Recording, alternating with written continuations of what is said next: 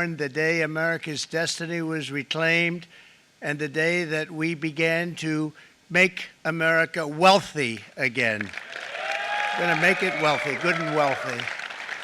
For decades, our country has been looted, pillaged, raped, and plundered by nations near and far, both friend and foe alike. American steelworkers, auto workers, farmers, and skilled craftsmen, we have a lot of them here with us today. They really suffered gravely. They watched in anguish as foreign leaders have stolen our jobs, foreign cheaters have ransacked our factories, and foreign scavengers have torn apart our once beautiful American dream. We had an American dream that you don't hear so much about. You did 4 years ago, and you are now, but you don't too often, and for many years and decades even, you didn't hear too much about. Our country and its taxpayers have been ripped off for more than 50 years, but it is not going to happen anymore. It's not going to happen. In a few moments, I will sign a historic executive order instituting reciprocal tariffs on countries throughout the world. Reciprocal, that means they do it to us and we do it to them. Very simple, can't get any simpler than that. This is one of the most important days, in my opinion, in American history. It's our declaration of economic independence. For years, hardworking American citizens were forced to sit on the sidelines as other nations got rich and powerful, much of it at our expense. But now it's our turn to prosper, and in so doing, use trillions and trillions of dollars to reduce our taxes and pay down our national debt, and it'll all happen very quickly. With today's action, we are finally going to be able to make America great again, greater than ever before.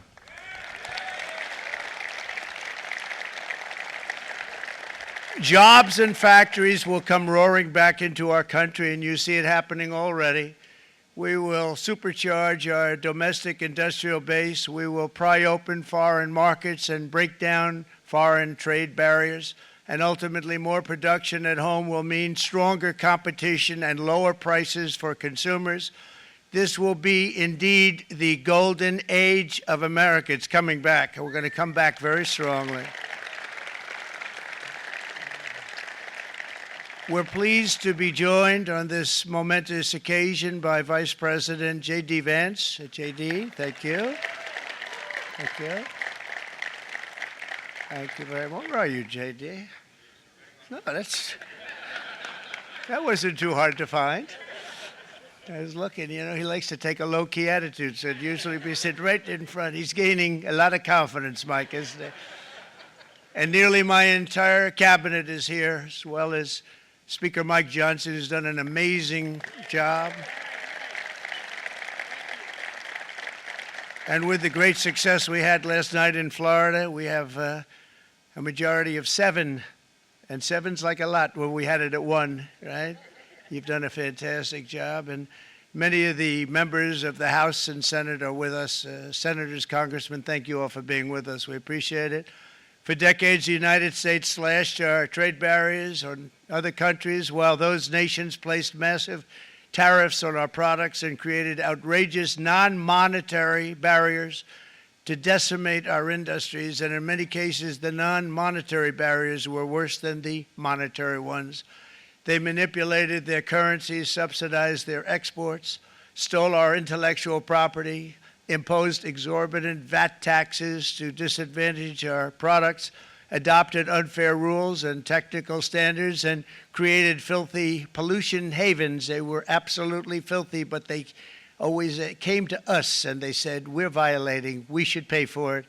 It's all detailed in a very big report by the U.S. Trade Representative on Foreign Trade Barriers, and I'll just hold it up for you. It's available, and you don't have to pay too much. As I understand it, you'll pay nothing.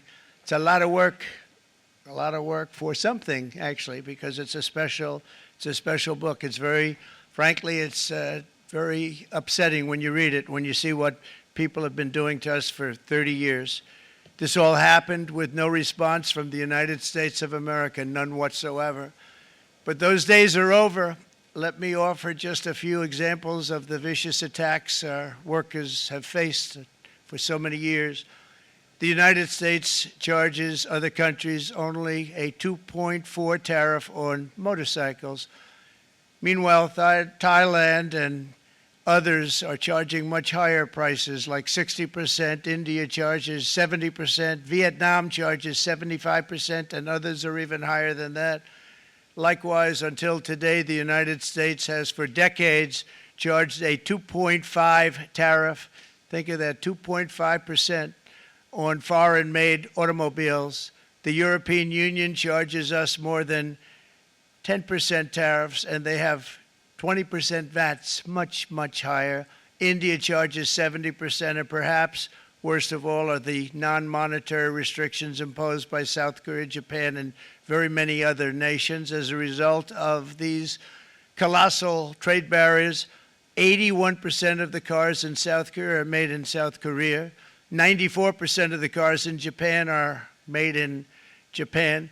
Toyota sells 1 million foreign-made automobiles into the United States, and General Motors sells almost none.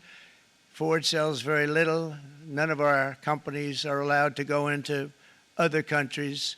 And I say that, friend and foe, and in many cases, the friend is worse than the foe in terms of trade.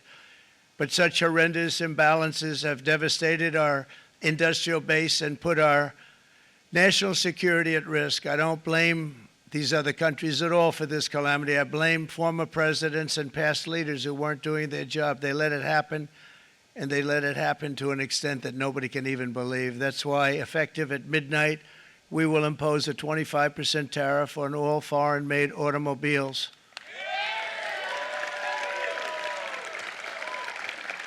Thank you. Brian, I'd like to have you come up here for a second, okay? I just see him sitting. He's been a fan of ours, and he understands this business a lot better than the economists, a lot better than anybody. Brian, say a few words, please, would you? Thank you, Mr. Thank you. President. It's a great honor to have you. Thanks. Thank you, Mr. President. I grew up just north of Detroit, Michigan, in Macomb County, known as the home of the Reagan Democrats. My first vote for president was for Ronald Reagan. I thought that was going to be the best president I ever saw in my lifetime until Donald J. Trump came along.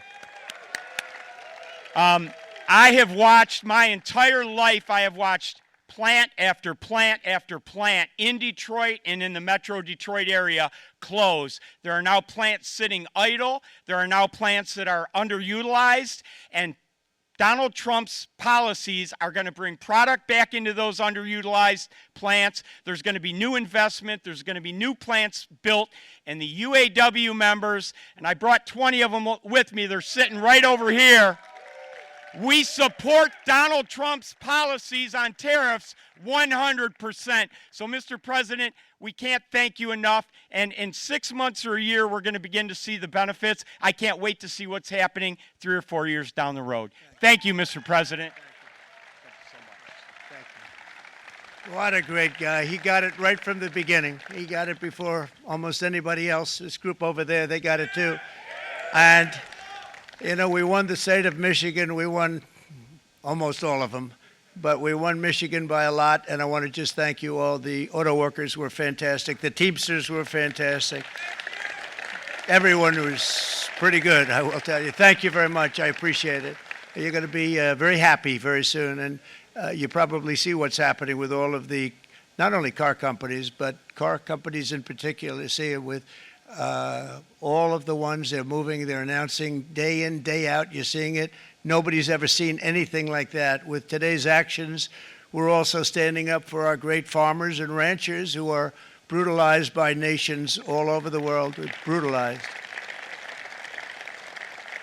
Canada, by the way, imposes a 250 to 300% tariff on many of our dairy products. They do the first can of milk. They do the first little carton of milk at a very low price, but after that it gets bad, and then it gets up to 275, 300%. So when they're figuring what's Canada charging, they say, oh, about 2%, 3%.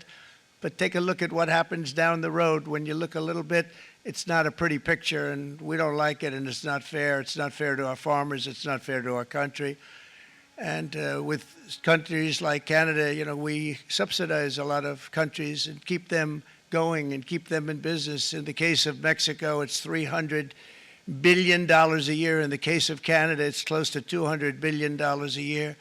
And I say, why are we doing this? Why are we doing this? I mean, at what point do we say, you got to work for yourselves and this is why we have the big deficits. This is why we have that amount of debt that's been placed on our heads over the last number of years. And we're really not taking it anymore. Through non-tariff barriers, the European Union bans imports of most American poultry. You understand? They say, we want to send you our cars, we want to send you everything, but we're not going to take anything that you have. Australia bans, and they're wonderful people and wonderful everything, but they ban American beef, yet we imported $3 billion of Australian beef from them just last year alone. They won't take any of our beef. They don't want it because they don't want it to affect their farmers. And you know what? I don't blame them, but we're doing the same thing right now, starting about midnight tonight, I would say. And China charges American rice farmers an overquota, it's called, a tariff rate of 65%. South Korea charges 50, actually they charge different, from 50% to 513%. And Japan, our friend, charges us 700%, but that's because they don't want us selling rice, another thing. Who can blame them, Madam Secretary? Agriculture, great job you did on eggs, by the way. The egg prices came down 50%.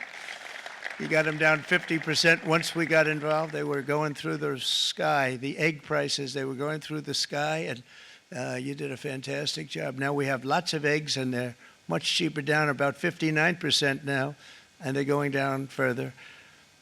We charge 2.8% for so many things that other countries are charging 200%, 300%, and 400% for. If imposing tariffs and protective barriers made nations poor, then every country on earth would be racing to eliminate these policies, and China would be the first on line. They run a very strong country, but they're not first in line, and the American people are paying a very big price. From 1789 to 1913, we were a tariff-backed nation, and the United States was proportionately the wealthiest it has ever been. So wealthy, in fact, that in the 1880s, they established a commission to decide what they were going to do with the vast sums of money they were collecting. We were collecting so much money so fast, we didn't know what to do with it. Isn't that a nice problem to have? What do you think, Marco? Good problem? Marco would love that problem. But we don't have that problem anymore, but we're not going to have it very much longer, I will tell you. But they collected so much money, they actually formed a commission to determine what they were going to do with the money, who they were going to give it to, and how much. Then in 1913, for reasons unknown to mankind, they established the income tax so that citizens, rather than foreign countries, would start paying the money necessary to run our government.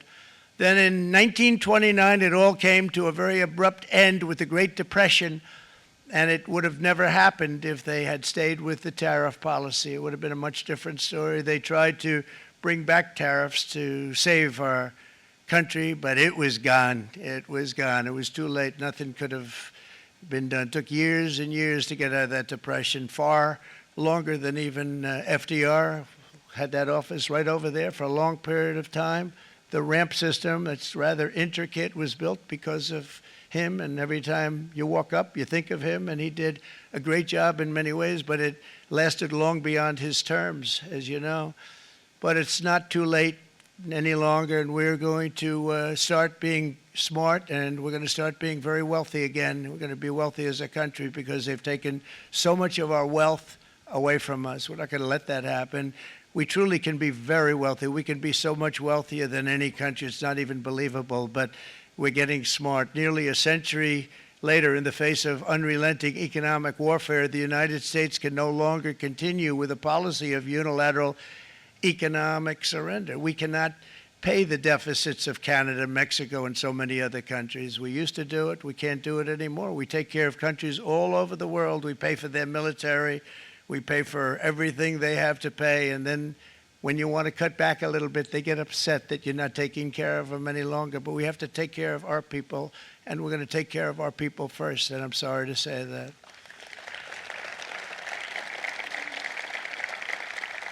And today we're standing up for the American worker, and we are finally putting America first.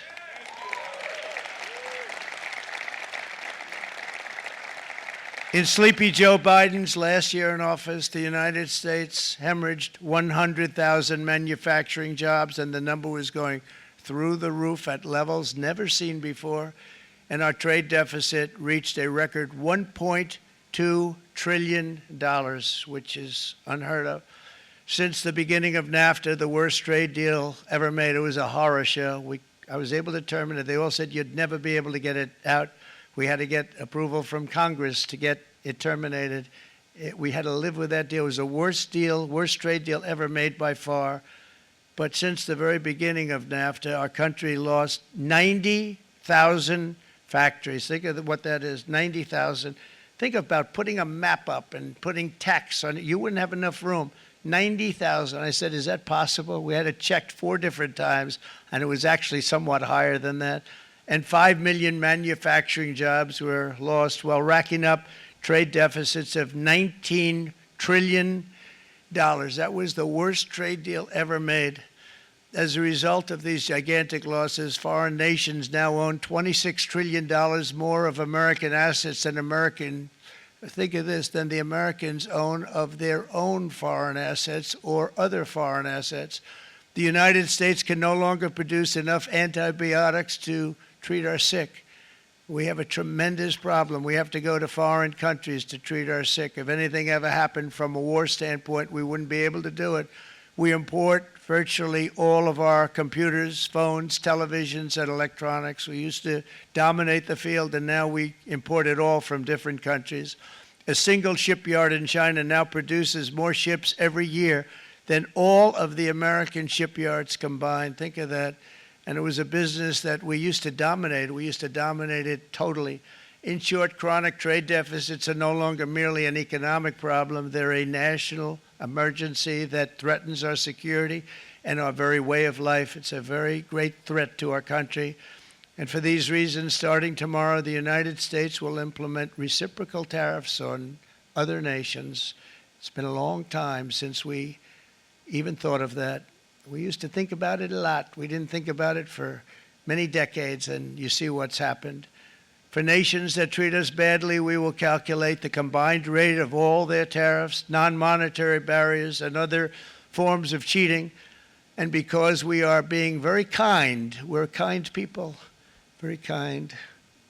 You're not so kind when you got ripped off with your salaries. My auto worker friends and my Teamster friends and all of the unions that typically voted Democrat, they're not voting Democrat anymore because worker, whether union or non-worker, they're for the Republicans now. That's what happened. But we will charge them approximately half of what they are and have been charging us. So the tariffs will be not a full reciprocal. I could have done that, yes, but it would have been tough for a lot of countries who didn't want to do that. I'd like to see the chart if you have it. Could you bring it up, Howard? This is our great Secretary of Commerce, Howard Lutnick. Thanks, Howard.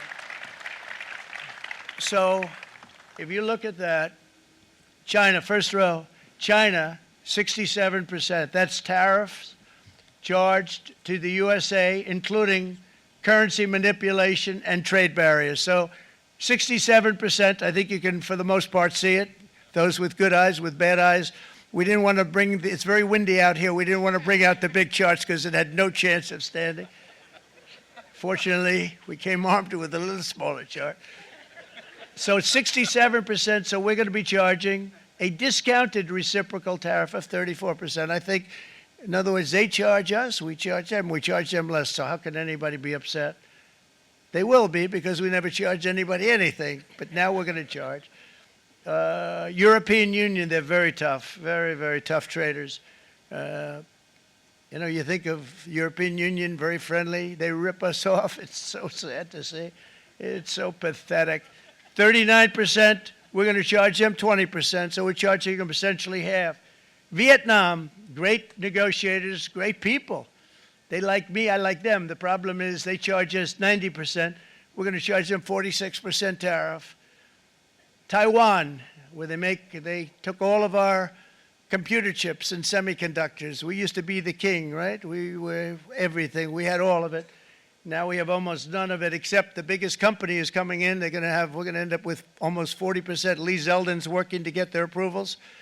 And it's an amazing company. Mr. Wei, of one of the great companies of the world, actually. They're coming in from Taiwan, and they're going to build one of the biggest plants in the world, maybe the biggest for that. But 64%, we're going to charge them 32%. Japan, very, very tough, great people. And again, I don't blame the people for doing it. I think they're very smart in doing it. I blame the people that sat right in that Oval Office, right over there, right behind the Resolute desk or whichever desk they chose.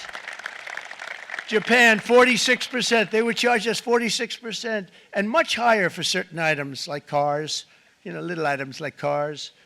46%, we're charging them 24%. India, very, very tough, very, very tough. The Prime Minister just left.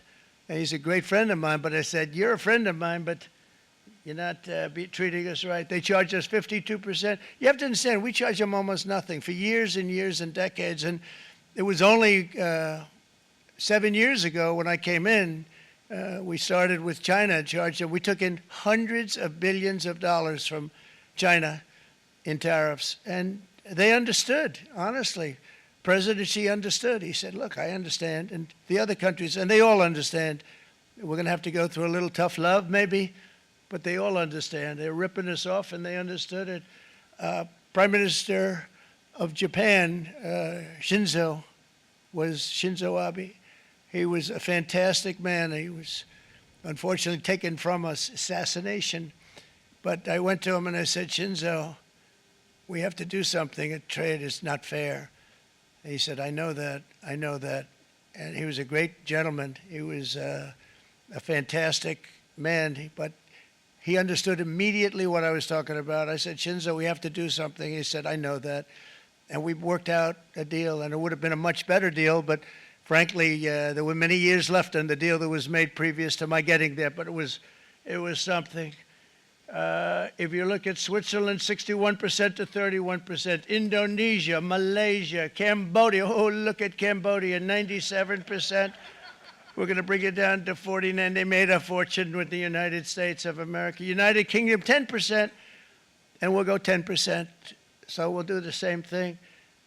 South Africa, 60%, 30%, and they've got some bad things going on in South Africa. We're paying them billions of dollars, and we cut the funding because a lot of bad things are happening in South Africa. The fake news ought to be looking at it. They don't want to report it. Brazil, 10%, 10%. Bangladesh is 74%. So you see what's going on. Pakistan, 58%. Sri Lanka, 88%. So what we're doing is we're taking not the full, we could take the full 88%. Thanks a lot, Howard. He's doing a very good job. How's he doing, all right? I think you better take it with you. It's not going to last very long. He's going to put it, it's going to follow you down with the wind. I brought a hat just in case it got too windy, but here, would anybody like a hat? I'm not giving it to a cabinet. I'm giving it to the auto workers. Come here.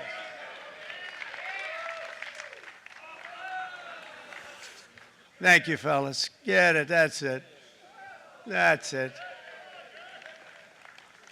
They deserve it more than our cabinet. Our cabinet has plenty of hats. But you see the numbers. The numbers are so disproportionate. They're so unfair.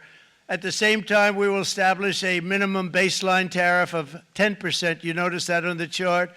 And that'll be on other countries to help rebuild our economy and to prevent cheating. So we're going to have a minimum of cheating, and we're going to be very severe on the people that at the gate that watch the tariffs and watch the product coming in, because there's been a lot of bad things happening at the gate because the money is so enormous that you're talking about. There's never been probably anything like it in terms of the enormity. and there are a lot of bad things happen at the people that do the check-in, and they're looking at 10-year jail sentences if they do play. We're going to treat them so good, but if they cheat, the repercussions are going to be extremely strong. Foreign nations will finally be asked to pay for the privilege of access to our market, the biggest market in the world. We're right now the biggest market in the world. We had a great country 4 years ago in terms of the economics. We were doubling up on China. We were doing so well. Nobody was going to catch us, but so much of it slipped away over the last 4 years under Biden.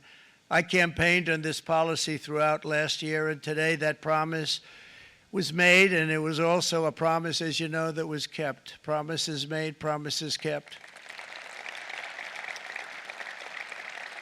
To any company that objects to our common sense reciprocal tariffs, again, reciprocal, back and forth, back and forth. And I call this kind reciprocal. This is not full reciprocal. This is kind reciprocal. But what we do is we cut it in half. We charge them. My answer is very simple if they complain. If you want your tariff rate to be zero, then you build your product right here in America, because there is no tariff if you build your plant, your product in America. And we've seen companies coming in like we've never seen before. Likewise to all of the foreign presidents, prime ministers, kings, queens, ambassadors, and everyone else who will soon be calling to ask for exemptions from these tariffs, I say, terminate your own tariffs, drop your barriers, don't manipulate your currencies. They manipulate their currencies like nobody can even believe, which is a bad, bad thing and very devastating to us, and start buying tens of billions of dollars of American goods. Tariffs give our country protection against those that would do us economic harm, and many people were looking to do us economic harm. Maybe not so obviously, but they were doing tremendous economic harm. But even more importantly, they will give us growth. These tariffs are going to give us growth like you haven't seen before, and it'll be something very special to watch. I am so looking forward, and Brian, it's going to happen even faster than you said. You know, you might say, but it's already started. It's already started. Work's already begun on plants all around the country, and you see that as before. These are big, rich companies. We have $61 billion started on a big plant going up. It's going to be announced over the next 2 days, and they already started work. Many of these the biggest companies in the world, they've committed to build, build, build. We're going to build, build, build, sir. And they came here to see me, and they wanted to know if they could have a press conference. I do as many as I can. I'm pretty busy trying to stop Russia and Ukraine and the Middle East. We got to stop that. We got to stop the Houthis, which we're making tremendous. They like shooting ships down and out of the water, sinking ships. They get a kick out of it, but they're not getting such a kick out of it now, are they, Mr. Secretary? They're not getting such a kick out of that now. But here are just a short list of some of the companies that have already announced and committed to investment. And this is a company that built its factories and its plants in China. Apple is going to spend $500 billion. They never spent money like that here. They're going to build their plants here. SoftBank, OpenAI, and Oracle, great companies, are investing $500 billion almost immediately. NVIDIA, a hot company, is investing hundreds of billions of dollars. They just announced. TSMC, the biggest, most important company in the world of chips from Taiwan, with no investment from us, is investing $200 billion. And they said the reason was, number one, the election of November 5th, and number two, the tariffs. They don't want to pay the tariffs, and the way they're not paying it is to build their plant here. So we're going to go from almost no percentage. We used to have 100% of the chip market. Now it's all in Taiwan. Almost all of it's in Taiwan, a couple of other countries, but mostly in Taiwan. And think of it, we had 100%. We lost it because of people in that office that didn't do their job. They allowed it to be stolen from us. Johnson & Johnson, great company, $55 billion. Eli Lilly, $27 billion. Meta is investing $500 billion. Wow. DeMac is investing $20 billion. CMA, CGM, $20 billion. And then you have Merck and Clarios Stellantis, General Motors, GE Aerospace, Honda, Nissan, Hyundai are all putting in billions and billions of dollars, and they're committed 100%. So. And we've never had, and this is after 2.5 months. This is after just a short, this all took place as soon as we came out with what everybody wanted to do. You know, I watched a gentleman today on television. He used to work with Lee Iacocca, a very respected automobile person, and he said, you know, because they're asking people, and they try and get as many negative people as they can, but they can't find them too much. It's pretty hard to find in terms of what we're doing, especially when they see all this investment. They said, so tell me, what do you think of what Trump is doing from the automobile standpoint? He said, I can't believe it. Somebody is finally, he's an older guy, real pro, really top guy, with Lee Iacocca. He said, I never thought I'd see the day when this would happen, where somebody had the courage to go and do what has to be done. This is transforming our nation. Our entire nation is going to be transformed, not only with the cars, but on every single other item that's built. We're going to become an industrial powerhouse. And he said that so beautifully today. In fact, I'm going to find out, I'm going to get a tape, and Bruce, I'm going to get that tape, and I'm going to send it to you out in Long Island, and you're going to play it for the people. And all your union workers and your non-union workers out there, you got a pretty even split. But we have, so far, it looks like we're going to have about $6 trillion of investments, and you wouldn't do that in years in this country over the last number of years. $6 trillion, and that's going to be much higher by the end of the year. And think of what $6 trillion is. You wouldn't have even a small percentage of that under this other system. We're going to be an entirely different country, and it's going to be fantastic for the workers. It's going to be fantastic for everyone. There will never have been a transformation of a country like the transformation that's already happening in the United States of America. It's an incredible thing to watch, and it's incredible to meet with the top people, people that you read about, very wealthy people, or people that are great managers and executives and presidents of big public companies, and to watch the enthusiasm they have now that they didn't have. They gave up on our country. They went to foreign countries and they built. Companies are pouring into our country at levels never seen before, with jobs and money to follow, and it's really beautiful. In the coming days, there will be complaints from the globalists and the outsourcers and special interests and the fake news. Always, the fake news will always complain. But never forget, every prediction our opponents made about trade for the last 30 years has been proven totally wrong. They were wrong about NAFTA. They were wrong about China. They were wrong about the Trans-Pacific Partnership, which would have been a disaster if I didn't terminate it. If I didn't terminate that, United Auto Workers, you would have had no jobs in this country. You would have had no jobs. It was all going to other countries. In my first term, they said tariffs would crash the economy. Instead, we built the greatest economy in the history of the world. And again, I have great respect for President Xi of China, great respect for China, but they were taking tremendous advantage of us, and I commend them for that. I say, hey, if you can get away with it, that's okay. But, you know, they understand exactly what's happening, and they probably, most of them are saying it's about time they did something, but and they're going to fight, and they're going to fight fair. Everyone's going to fight. You know, it's like, I say to the leaders, look, you got to take care of your country, but we have to start taking care of our country now. We can't do what we've been doing for the last 50 years. From the day of my election, the stock market went up in my first term 88%, with NASDAQ going up 155%, more than any president has ever had in any term in office, by far. And I think we're going to blow that away. And maybe the numbers won't show, but I think they're going to show much better than even those numbers. But what you're going to see is you're going to see activity, that empty, dead sites, factories that are falling down. Those factories will be knocked down, and they're going to have brand new factories built in their place. They're not only talking about renovating, they're talking about brand new, the best anywhere in the world, the biggest anywhere in the world. I have a friend who builds car plants, and I said, I want to see the biggest and the best. He said, well, we have to go to Mexico. I said, no, I want to see it in the United States. He said, we're not building them in there. This is a year and a half ago during the campaign. He said, we're not building it. You'd have to go to Mexico. When I was starting to decide to run, and I went to number one in the polls very rapidly, I want to say, like let's say in the first hour, and then shortly thereafter, it looked like I was going to win, and the fake news was saying, "Oh no, don't do this." What they don't know is if I didn't win, they would have really been in trouble, because nobody wants to read them anyway.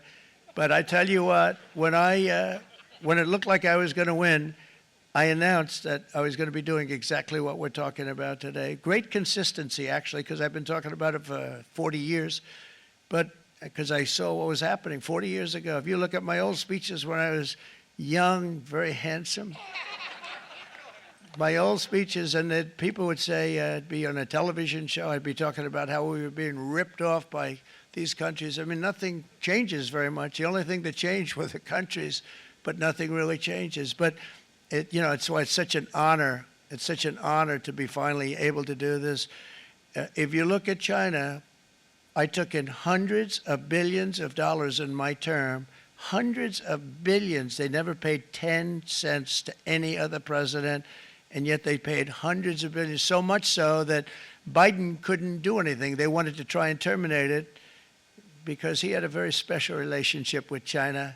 You know what the relationship was? He had a special relationship. But the numbers were so big, that they couldn't do it. So they did ease it up. They did things that they shouldn't have done. They made it a lot more comfortable for them, but they couldn't do it because the numbers were hundreds of billions of dollars, and I did that. And we were on our way to doing something like incredible. And then we had a very bad election happen, a lot of bad things happened. So when I said we got to do it again, I said we have to make it too big to rig. And we made it too big to rig, and we won in records, and it was a monumental win. And it was such an honor to see so many of you, like Brian and your friends, here with us to celebrate, and to more importantly celebrate what we're doing, because that wouldn't be a full celebration if we didn't do this, because this will be an entirely different country in a short period of time. It'll be something the whole world will be talking about it. The critics made the very tired predictions earlier this year, but in February, core inflation dropped to the lowest rate in 4 years, and the price of eggs, as you know, just in a month and a half, we were there for 4 weeks, and the first week I got blamed for eggs. I said, I just got here. They said eggs have gone up at like 250%, and you can't get eggs. And they were going crazy. And I said, I just got here. And then we got to work on eggs, and we got to work on everything. And our great Secretary of Agriculture, you did a fantastic job. Brooke Rollins, she did a fantastic job. And as I said before, the price of eggs dropped now 59%, and they're going down more, and the availability is fantastic. They were saying that for Easter, please don't use eggs. Could you use plastic eggs? I said, we don't want to do that. We want to, and you really came through. It's an amazing job. Thank you very much, Brooke. You did great. But likewise, an old-fashioned term that we use, groceries. I used it in the campaign. It's such an old-fashioned term, but a beautiful term, groceries. It sort of says a bag with different things in it. Groceries went through the roof, and I campaigned on that. I talked about the word groceries for a lot, and energy costs now are down. Groceries are down. Gasoline is way under $3, and people are beginning to be able to buy things and live again. We brought prices way down. We created 10,000 already in a few weeks, new manufacturing jobs. And it was that took place in 1 month, numbers that they haven't seen in a long time. We had virtually no inflation under my term. We had virtually no inflation for 4 years, but after transitioning over to Sleepy Joe, it went from almost non-existent to the highest in the history of our country. They had the highest inflation in the history of our country, brought up by energy and bad spending and bad policy, and a lot of bad things happened. How about allowing millions and millions and millions of people to pour into our country with open borders, where it's so sad to see even now. And I see our great secretary you have done. Stand up, please, Christy. Stand up. Christy Nome and Tom Homan. These people are doing a great job, but gotten them out in records. We have problems with judges that don't want them to go out. They want Tren de Aragua, and they want MS-13, the most vicious gangs ever. Nobody's ever seen anything like it. Absolute killer gangs. They kill people. They don't even think about it. And we put them out, and we have judges now, radical left judges that they don't want them to go out. They want them to even be brought back. Let's bring them back. You've done a fantastic job, and please thank everybody. Homeland Security, thank everybody. Appreciate it. And we now have a border that's the best border that we've ever had, even better than it was my first term. My first term we did good, but this one we really specialized in. We've done really well. And we had records then. We had the best, safest border. 4 years ago, we had the best border there ever was. And now we have, you've actually matched it and done even better. And we're going to get it down the right way. And we want people, by the way, to come into our country, but we want to come in through a legal process. We want them to come in legally. We need more people. We need people to run these plants and to help the auto workers and the Teamsters and the non-union people and everybody else. But we need people, and the farmers. And we're going to let people come in, but they want to come in. We want them to come in legally. They have to have the capability of loving our country, not people that hate our country. We don't want them in our country. And now we're going to pass the largest tax cuts in American history, and that's where we're relying on Mike and John Thune. And we will not cut Social Security, Medicare, or Medicaid benefits, and the Democrats will, because if they got in, the entire economy would collapse. This country was heading for a collapse under the people that you saw. They were horrible. I think one of the reasons people like the job, I have my highest approval ratings because I think they're comparing me to the worst administration in the history of our country, so I appreciate that at least. But Speaker of the House Mike Johnson and Senate Majority Leader, appreciate it, Mike, John Thune have been fantastic, by the way. But they've been working tirelessly on taking the next step to pass the plan for our one big, beautiful bill. I'd like to name it that if you can. One big, beautiful. I made that statement about 6 months ago, and everybody calls it one big, beautiful bill. And it will be that. It'll have everything, the big tax cuts and every incentive there is. And it'll be fantastic. And by the way, for the cars, we're asking for an interest deduction on a loan. So if you build the car, only in America we do it, Brian. If the car's not built in America, you don't get the interest rate deduction. But if you build the car in America, if you buy a car, if it's built in America, then you get an interest rate deduction, tax deduction, and that's a big thing. That's going to be a big thing. I think that's going to pay for itself very quickly, that deduction. Never happened. We've never had anything like that before. Somebody said, where do you get the idea? Because it's so basic. You would think that would have happened a long time ago. It never did, and I'm very happy it didn't, because now I can say that was my idea. But we're going to get us closer to the debt extension. We have to get the debt extension passed, and I know you're going to be able to do that, Mike, and it's very important that you do that. And all of the other things that the Senate budget plan gives us, along with working, because I know they're working together, John and Mike, and the two bills are going very well together. We need to get our shared priorities done, including certain permanent tax cuts. We want the tax cuts to be permanent, spending cuts, energy and historic investments in defense, border, and so much more. We're covering everything. These will be phenomenal. There'll be no bill like this going to straighten. One bill is going to straighten out our country for many, many years to come. And we said, let's just do it and let's get it done. And some guys will love it and some guys will like it a little bit less because they're not getting what they were exactly looking for, but they're getting a lot. They'll never, if we get this done, it'll be the most incredible bill ever passed in the history of our Congress and Senate and congressmen, the senators and the congressmen, many of whom are here today, will be very proud of themselves. I really believe that. It's going to set us on a whole new prosperous path. We're going to cut spending and right-size the budget back to where it should be. We're going to do that very strongly. Thank you, Rick. Thank you. John, thank you. Oh, look at all of our senators over there. Oh, boy. That's a nice group of people. But I won't like them so much if they don't get this bill done. That's a great group. And Congressman, thank you very much. I appreciate it. Tremendous people. The Senate plan has my complete and total support, and the House plan, likewise, is very similar. They're moving along pretty much at the same clip, and as soon as you're ready, you'll show it to me, and I'm sure it'll have my support, Mike. Every Republican congressman and senator must unify. We have to unify. We can't be separated. We have to get it done. We have to get absolutely everything we can, and we have to take care of the American people. That's the only thing that matters. We have to take care of the American people first. We need to pass this bill immediately, get it done, including debt extension. From this day on, we're not going to let anyone tell us that American workers and families cannot have the future that they deserve. We're going to produce the cars and ships, chips, airplanes, minerals, and medicines that we need right here in America. The pharmaceutical companies are going to become roaring back. They're coming roaring back.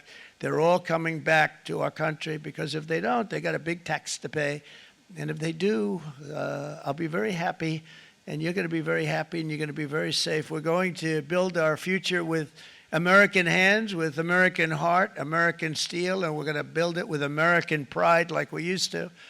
We're approaching our 100th day as president and have been given credit by a lot of people, actually, even some of the fake news. Can you believe it? Which in this case hopefully isn't fake, for having done more in that time than any other administration in the history of our country in the first 100 days. I think we've had an amazing, in terms of what we've done, what we've gotten accomplished. I'd like to see if we can get that war ended and another war from not starting in the Middle East.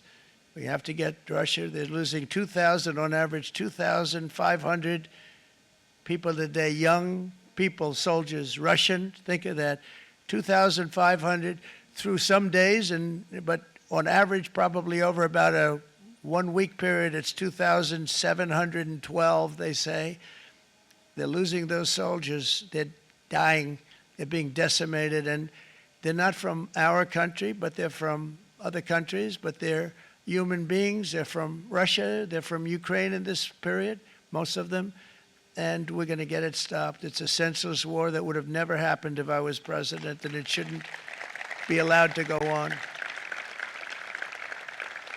And I think we're being given good cooperation by Russia and by Ukraine, but we have to get it stopped. It's humanity.